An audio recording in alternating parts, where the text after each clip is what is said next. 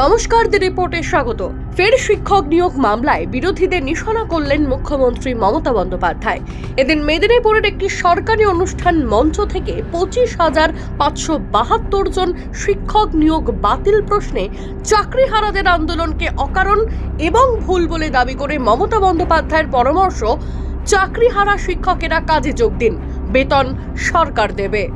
বাংলায় কয়েকটা লোক আছে, আপনারা জানেন, টিচারদের চাকরি খাওয়ার জন্য, গভর্নমেন্ট সার্ভিস খাওয়ার জন্য, যে কোনো ব্যাপারে কথায় কথায় জনগণের কাজ করে না, ওদের ভোট চাই না, ওরা কোর্টে গিয়ে শুধু পিল খায় আর পিল করে, পিআইএল করে করে বাংলার সর্বনাশ করছে।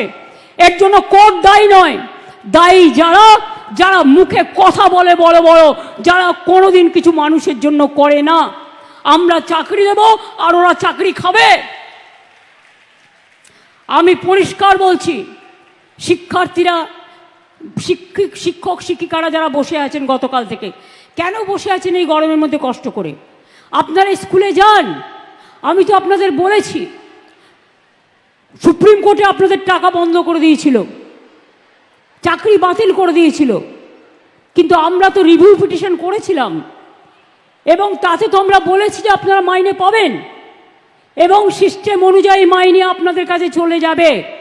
এর জন্য কারো প্ররোচনা দেওয়ার দরকার নেই, দাঙ্গা করার দরকার নেই, উত্তেজনা করবার দরকার নেই।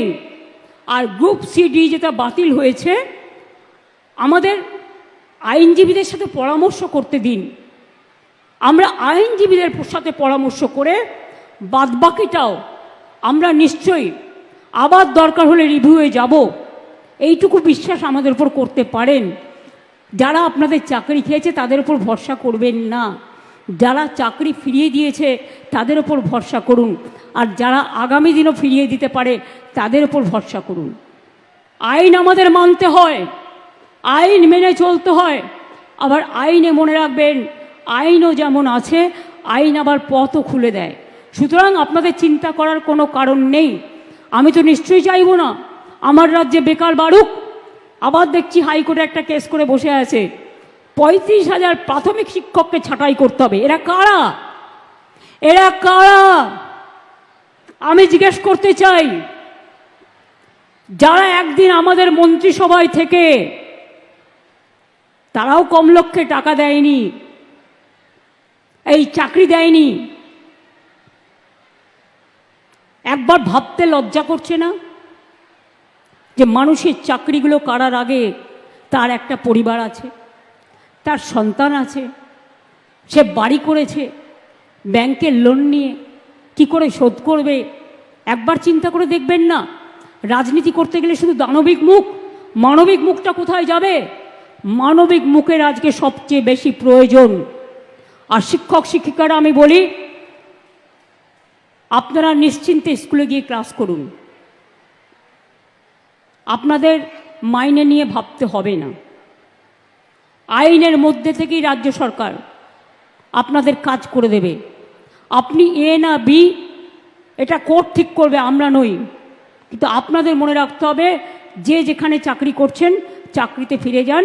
টাকা কিন্তু ওই যারা আপনাদের ওস্কাচ্ছে তারা দেবে না, মাইনে কিন্তু গভর্নমেন্ট দেবে। আমি গতকাল সন্ধ্যে থেকে কমপক্ষে 10 বার ফোনে কথা বলেছি। আমি কলকাতায় থাকলে হয়তো 1 সেকেন্ডে মিটিয়ে দিতে পারতাম, কিন্তু যেহেতু আমি মিদনাপুরে আছি, আমি রাত 12টা পর্যন্ত কথা বলেও দেখছি কেউ রিজিড আছে যে টেন্টেড আনটেন্টেড লিস্ট বের করতে হবে। আরে আপনার কি যায় আসে? কেন অন্যদের কথায় পা দিচ্ছেন? টেন্টেড কি আনটেন্টেড কি আপনার দেখার তো প্রয়োজন নেই। ওটা দেখার জন্য রাজ্য সরকার আছে, কোর্ট আছে। আমরা এভিডেন্স নেব, আমরা কোর্টের কি বলা হয়েছে দেখব। এটা আপনার তো লিস্টের দরকার নেই। আপনি চাকরি করেন, আপনার চাকরিটা আছে কিনা দেখার দরকার, আপনি ঠিকমতো মাইনে পাচ্ছেন কিনা সেটা আপনার দেখার দরকার। অন্যটা আপনার দেখার দরকার নেই, ওটা আমাদের ওপরে ছেড়ে দিন। কিন্তু মুখ্যমন্ত্রীর দীর্ঘ ভাষণে একবারের জন্যও কি কারণে বিপুল সংখ্যক শিক্ষক চাকরি হারালেন তার দলের নেতা মন্ত্রীদের দুর্নীতি ইত্যাদি প্রসঙ্গ তুললেন না। যে নেতা মন্ত্রীদের দুর্নীতির জন্যই আজ এসএসসি দপ্তরের বাইরে তীব্র দাবদাহ উপেক্ষা করে অবস্থানে বসে রয়েছেন হাজার হাজার চাকরিহারা যুবক যুবতীরা। রাজ্য সরকারকে তো মায়না দিতেই হবে। দ্বিতীয় কথা হচ্ছে, উনি থাকলে এই অবস্থা হতো না। ওনার থাকার দরকার কি আছে? উনি চেয়ারম্যানকে বলে দিক, যোগ্য অযোগ্যদের তালিকা দিয়ে দিক, সার্টিফাই করে। তিনি বলে দিক না, ওএমআর এর মিরর কপিটা যেটা লুকোনো আছে বার করে দিক। যারা অযোগ্য চিহ্নিত হয়েছে তাদের টার্মিনেশন দিয়ে দিক। তিনি কেন বলছেন না? তিনি বলছেন আমি মায়না দিচ্ছি। রাজ্য সরকার কে দেবে? বিরোধী দল। রাজ্য সরকারই তো মায়না দেবে। সুতরাং এইসব কথা আবার একটা প্রবঞ্চনা। যারা চাকরিটা খেয়েছে তাদের প্রয়োজনে পানা দিয়ে বলছে যে স্কুলে চলে যেতে হবে। যারা চাকরি খেয়েছে বলে উনি বলছেন, আমরা কোনো অসাধু রাজনৈতিক চোরা কারবারিতে পাতা ফাঁদে কোনো অবস্থাতেই পা দিচ্ছি না। এটা 1 নম্বর। 2 নম্বর কথা হচ্ছে, বললেন বিদ্যালয়ে ফিরে যেতে। মানে প্রত্যেককেই বলছে যে যা যার হ্যাঁ, বিদ্যালয়ে তো আমরা ফিরতে চাই। চালু করতে বলছে। বিদ্যালয়ে তো আমরা ফিরতে চাই। আমার প্রাণপ্রিয় ছাত্রদের পড়াতে চাই। টার্মিনেশন দিয়ে দিক না। যারা অযোগ্য আছে টার্মিনেশনটা দিয়ে দিক। আমরা কালকেই বিদ্যালয়ে যাব। ওএমআর এর মিরর কপি দিয়ে দিক, কালকেই বিদ্যালয়ে যাব। যোগ্য অযোগ্যের তালিকা দিক, রায় রিভিউ করো, কালকেই চলে যাব।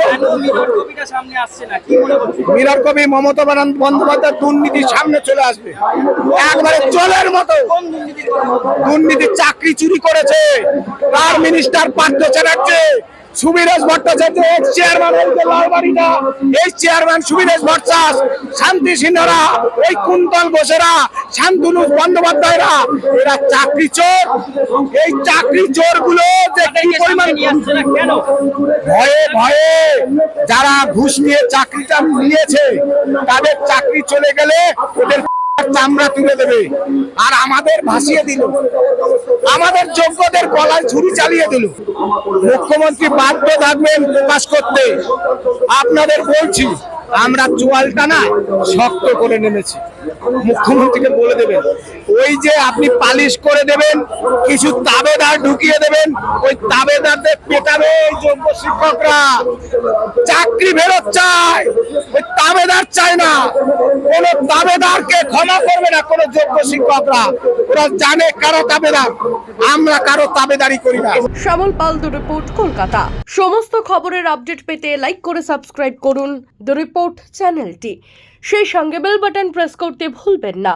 আপনাদের একটা সাবস্ক্রিপশন আমাদের জন্য অত্যন্ত মূল্যবান। একই সঙ্গে ফলো করুন আমাদের হোয়াটসঅ্যাপ চ্যানেলটিও। জয় হিন্দ।